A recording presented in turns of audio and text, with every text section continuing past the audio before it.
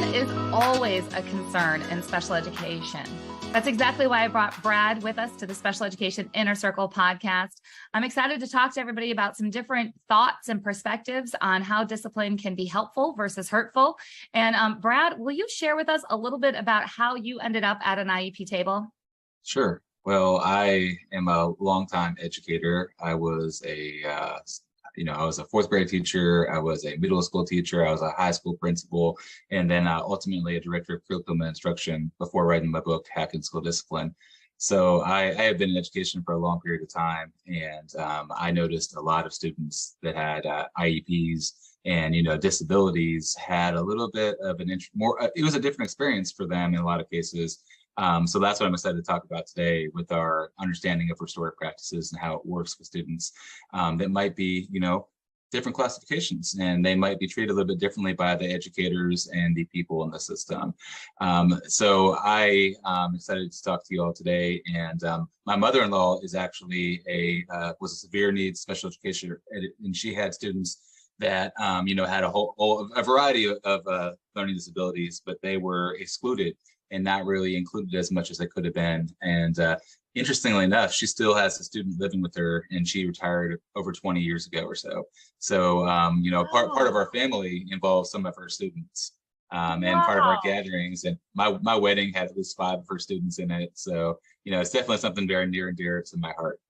Oh, I love that. It's interesting. There's always a story in special education. We all have a story. So, I talk all the time. My brother is 45 with Down syndrome and didn't have the greatest start to his school career. And that's one of the reasons that I became a teacher. And then I've been doing what I do for the last 20 years of traveling around working on these IEPs and making the IEPs functional for the real world of let's make sure we have high expectations and these things are functional.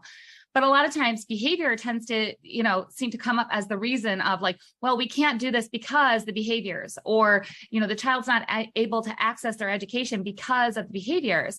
But we're not really addressing some of these root causes. And you have this word that you use all the time. So you provide professional development. You're an author.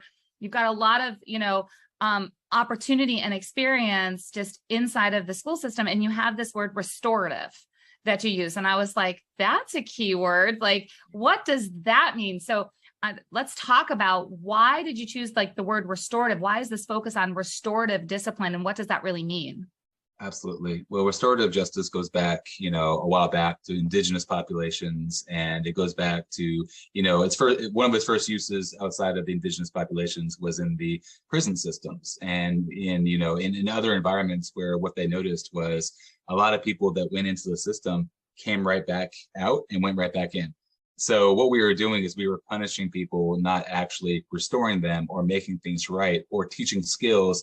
We really just punished the behavior, or we didn't differentiate between the behavior and the person. When the reality is we need to look at, the action and the person are two different things. So when I think of the word restorative, we're thinking about, okay, how do we take incidents that would otherwise result in punitive measures, and how do we separate that out and instead coach the student, instead have the student make things right and take accountability, while also teaching skills, while also looking at the root cause, as you mentioned, the why behind the behavior. Because if we don't treat the root cause, if we don't treat the why, then it's just going to happen again and happen again. And it's going to have, what we call recidivism. And we're going to see the same behaviors repeatedly. But what I notice is that we are punishing a kid because they have ADHD. We're punishing a kid because they have ODD. We're punishing a kid because they have, something going on. And we're looking at that, and we're not really treating, the why. We're not looking at that as, think about your academic, your accommodations, your modifications, and things like that. We do that with academics, but the reality is we're not looking at that with behaviors. So they can't access, the education sometimes, not because of the behaviors, but because of how we treat the behaviors, because of how we look at the behaviors. And, we're looking at, it's at least double the rate of suspension and expulsion for students with an IEP than their non-disabled peers right now in schools. And honestly, it's huge. But our educators, going into the field, they weren't really trained, to the degree they needed to be trained in special education. We might have had a class on it or so. But the reality is that, when we walk into a classroom, there's gonna be students with IEPs, 504s, students with all kinds of things that we weren't trained for. And the on-the-job training for these things is by trial by fire, right? We kind of see, and I don't feel like I was ever adequately trained in how to work with students with IEPs in my entire career. Because once you get in there, once you're into the field, you don't really have time for all those things. And that wasn't the focus of a lot of our professional development as well in schools, right? Yeah, that's been a big, we were just chatting before we kind of hit record here. And I was like, I've been providing professional development all summer to teachers, and their biggest concern, and mostly general education teachers. So I'm teaching about IEPs, 5 things you can do, this school year when it comes to IEPs and your students. And afterwards, teachers were just coming up and asking, like, I don't know what I'm going to do. I'm looking at my caseload and the number of students with IEPs is doubling. And, all of these students have high needs that I feel like I'm not even equipped to meet.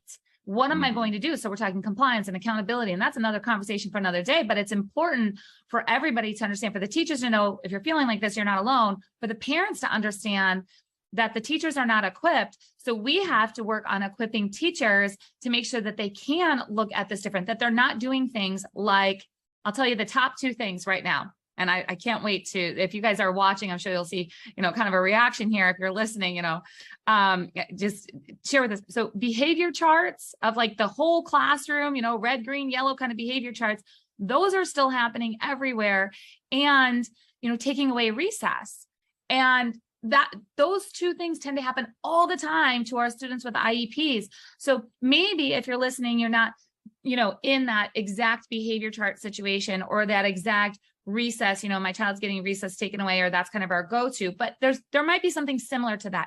Can you just help us with that conversation of what are some things that, how do we start that conversation? And what are some, I'm going to call them like remedies, some things that we can like put into place to go away from that? Absolutely. And we just wrote a blog on TeacherGoals about flip charts recently. It's one of those things that's public shame, public humiliation, public display of behaviors. And what you're going to see on those flip charts, they're well, they're intended to be, they have good intentions. I say, they want to do the right thing and reward the students. But the reality is we don't see the positive behaviors. We see the negative behaviors in the moment. I have 30 kids in my classroom. It's really hard to recognize all my students versus I'm seeing kids talking to each other. I'm seeing kids doing things. I'm seeing kids throw something or something like that. And where our eyes, tend to focus are the students that we're anticipating the behaviors coming from, right? The students that we look at certain students more often than others. And because we're looking at them more, we see more behaviors that maybe aren't the best. So what I see on behavior charts is I see my students with IEPs at the bottom of the chart.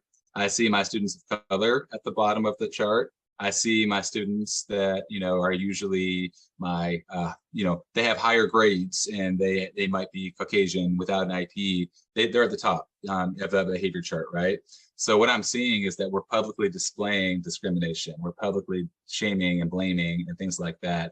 So we're not only are we doing it, implicitly, we're also showing the whole class that this is where everyone stands right now. And the behaviors that we are, marking down on the chart are not necessarily fair to mark them down on because it's a part of their learning disability. We didn't follow the plan. We look at every kid the exact same, and if that kid talks, this is what happens, no matter if you have this or you don't have this, right? Mm-hmm. But the reality is, when you talk about the remedies, proactively, students that have learning disabilities or students that have ADD, students that have ADHD and things like that, what are we proactively doing so that they're not calling out when they're not supposed to ahead of time? So they're not talking to people when they're supposed to, not be talking to people ahead of time.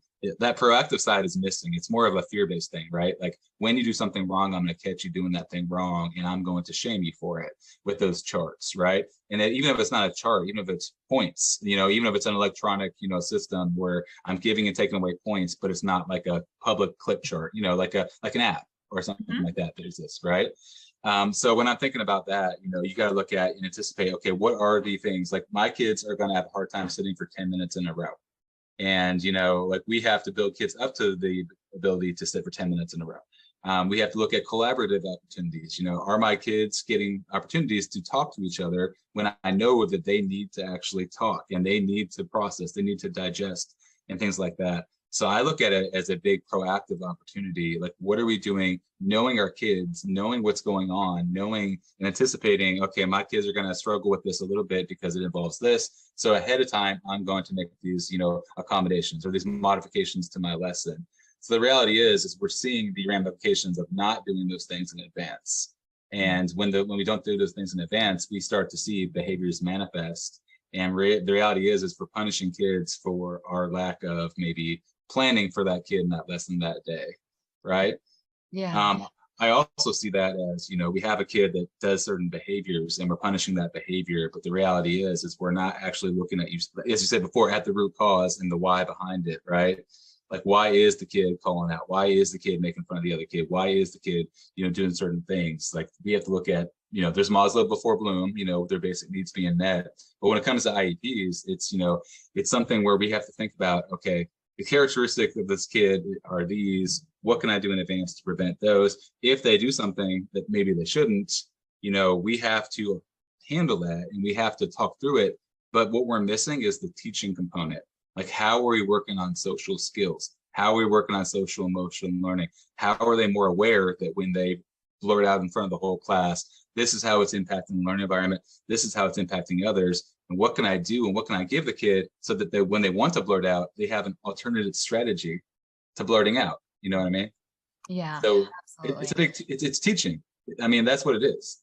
Yeah. And when you're saying all of this, my IEP side of my brain goes straight to a functional behavior analysis and making sure we have a proper behavior intervention plan. And a lot of people think of those things as negative. They're like, oh my gosh, a parent will say, like, my kid's so bad that he needs an FBA and a behavior intervention plan, a BIP.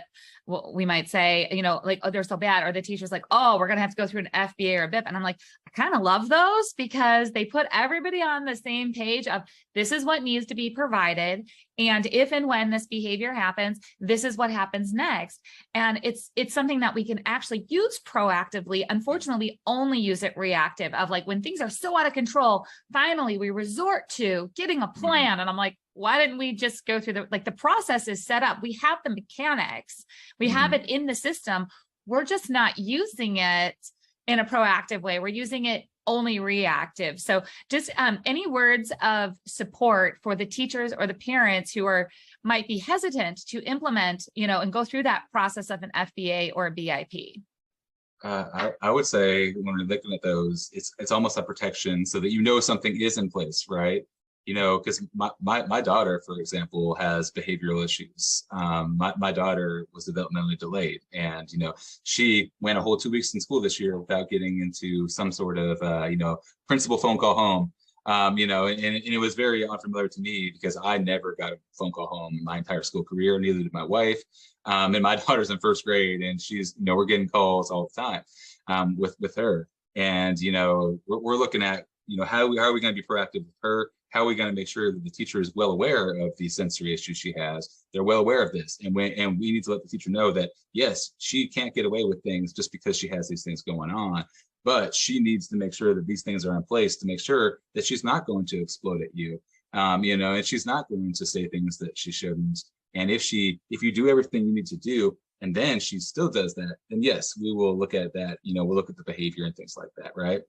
But I would say there's nothing to fear. It's only going to help your child. You know what I mean? Like, it's going to give the teacher the tools, the strategies, give everyone, the team, everyone's going to be, collaborative on what it is that is going on. Like, just because your kid has some kind of things that are going on in school, it doesn't mean they're a bad kid. It doesn't mean that they are, different, or it doesn't mean, sometimes different is good.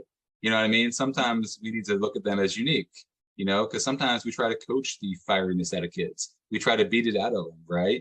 We try to take a kid and how they're unique, and we try to normalize them. We try to assimilate them into their environment and things like that, right? Instead of celebrating who they are and, what's unique about them.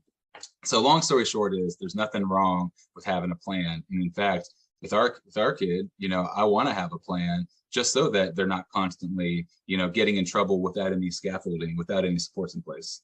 So I'm kind of chuckling because, you're saying, like, my child and the call home from the principal and stuff. And it's like, do you want to say, like, listen, I wrote this book and I think everybody should read it. And we can like, do you know, like, I'm on board with you on doing this. Like, we can make this happen.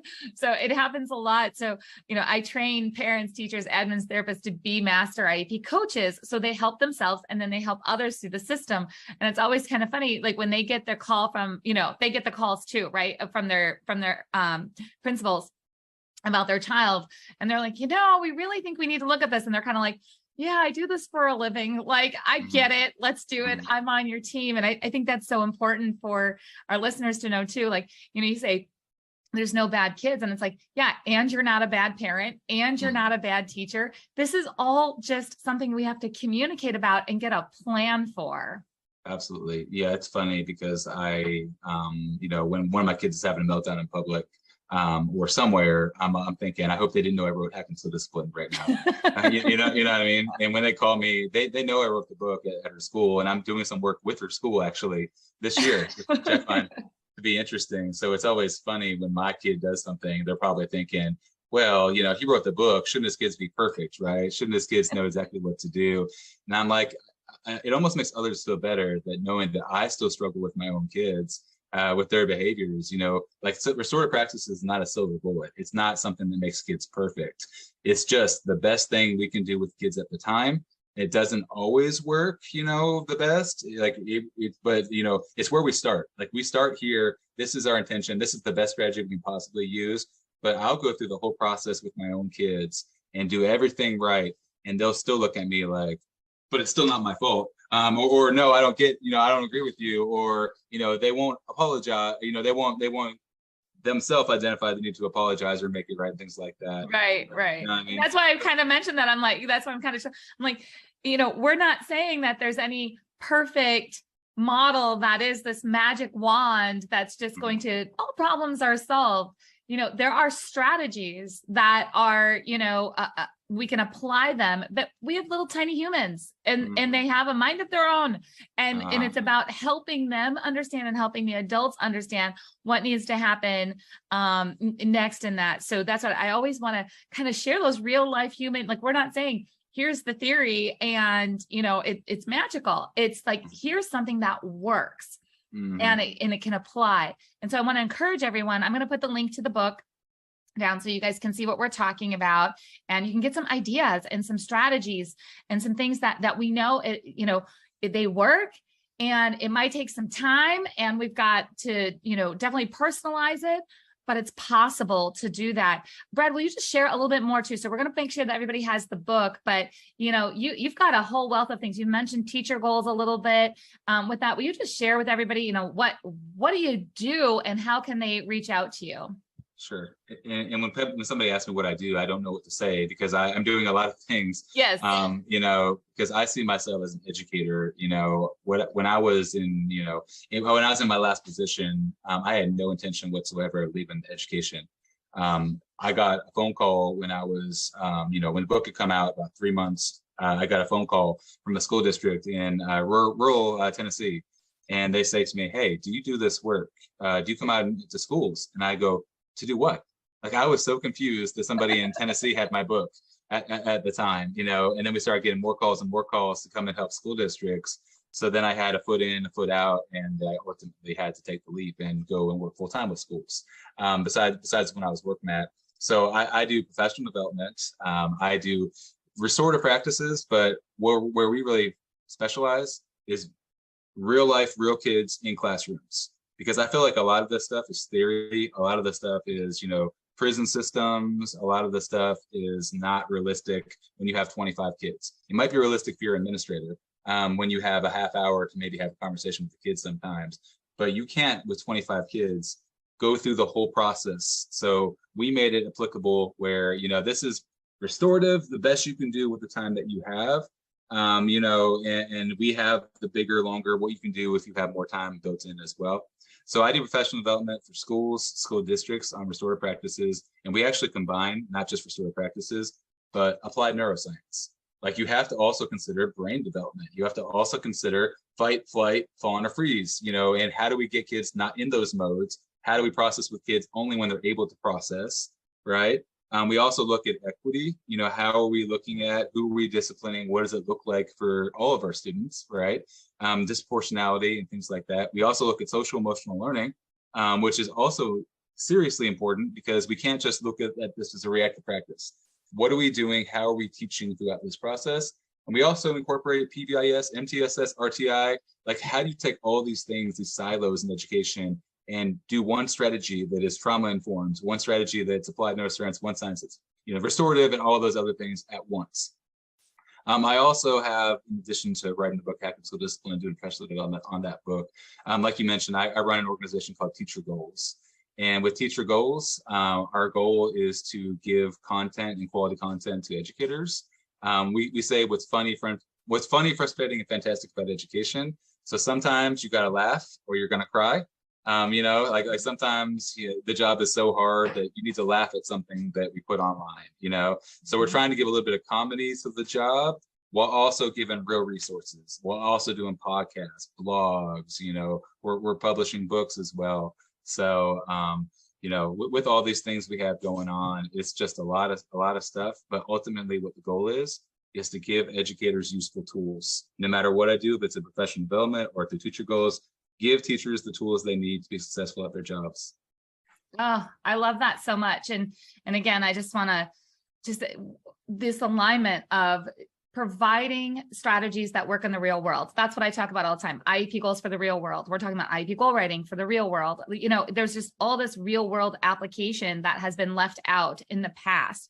And there's a way to take all of those things that you talked about and apply them, but we need to show our educators and our parents, and we need to collaborate and have these conversations and be willing to make mistakes and see the implementation and facilitate this process in a much different way, because it is possible for us to raise the expectations and see greater outcomes when we're providing the right foundation and providing those opportunities. So Brad, just thank you for really enlightening everybody in the opportunities that are out there, because I think a lot of times we get in this tunnel vision of this is discipline, or this is the school policy, or this is how kids with IEPs act, or there's just this kind of perspective that's very narrow, and you've helped us really kind of broaden that and give us some keywords and some key strategies. So thank you so much for your time today. Thanks for having me, and we look forward to talking again. Yeah, absolutely. All right, bye everyone. All right, bye.